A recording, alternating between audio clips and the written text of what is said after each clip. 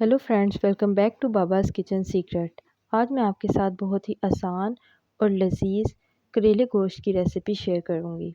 इसके लिए हमने 1 किलो करेले ले लिए हैं, जिसे हमने अच्छे से वॉश कर लिया है। देखें कितने खूबसूरत ग्रीन कलर के करेले हैं। अच्छे से वॉश करने के बाद हम इसे सेंटर से कट कर लेंगे और अब हम इन्हें छोटे छोटे टुकड़ों में काट लेंगे। काटने के बाद हम इस पर नमक लगाएंगे। अच्छे से नमक लगाने के बाद हम इसे मिक्स कर लेंगे ताकि जो भी कड़वाहट या कड़वापन है वो इसमें से ख़त्म हो जाए। हम इन्हें 10 से 15 मिनट के लिए रख। हमने 1 किलो बीफ ले लिया है, जिसकी हमने छोटी छोटी बोटियाँ कर ली हैं। देखिए कितना मुनासिब साइज़ है। छोटी बोटियाँ करेलों में बहुत अच्छी लगती हैं। और यहाँ हमने अपना मसाला तैयार कर लिया, जिसमें टमाटर, प्याज और लहसुन शामिल है।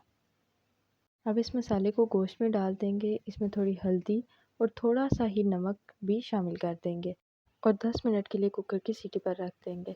वहीं दूसरी तरफ हम करेलों का कड़वा पानी निकाल देंगे ताकि तमाम कड़वाहट इसमें से ख़त्म हो जाए। देखिए कितना पानी इसमें से निकल आया है। ये सब कड़वा पानी था और कितने अच्छे से ड्राई हो गए हैं, सब बहुत खुश्क हो गए हैं और इसमें से तमाम नमी, तमाम पानी ख़त्म हो चुका है। कुकर की सीटी को 10 मिनट हो गए और हमारा गोश्त बहुत अच्छे से गल चुका है। यहीं हम एक पैन में आधा कप ऑयल ले लेंगे और इसमें अपने करेले शामिल कर देंगे।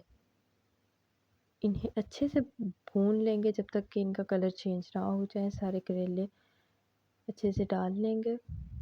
वैसे काफ़ी लोग इसके कड़वापन की वजह से इसे खाना पसंद नहीं करते, बट अगर आप हमारी रेसिपी फॉलो करेंगे तो इंशाल्लाह बहुत ही अच्छा रिज़ल्ट मिलेगा और बहुत ही लजीज और मज़ेदार करेले खाने को मिलेंगे।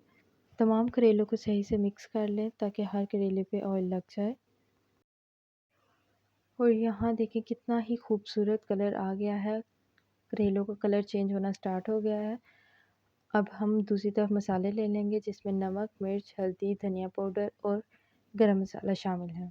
अब इसे हम गोश्त में डाल देंगे। स्पाइसेस गोश्त में डाल के मिक्स कर लेंगे और यहीं थोड़ा ऑयल भी ऐड कर देंगे और इसे अच्छे तरीके से भून लेंगे ताकि गोश्त भी अच्छे तरीके से भुन जाए। माशाल्लाह देखिए कितना प्यारा कलर आया है और हमारा गोश्त भी अच्छे से भुन चुका है।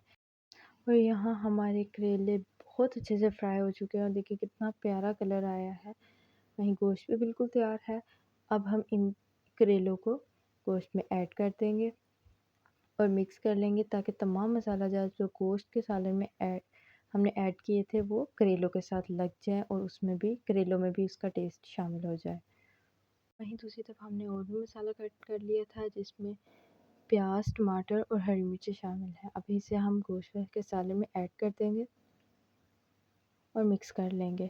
इसे ऐड करने का मकसद ये है कि करेलों में अगर कोई सख्त हो गए हैं फ्राई करने की वजह से या कड़वापन है तो वो बिल्कुल ही ख़त्म हो जाए। और इसका खड़े खड़े मसाले बहुत ही अच्छे लगते हैं करेलों में, इसलिए हमने इसको ऊपर से खड़े मसाले डाल दिए हैं।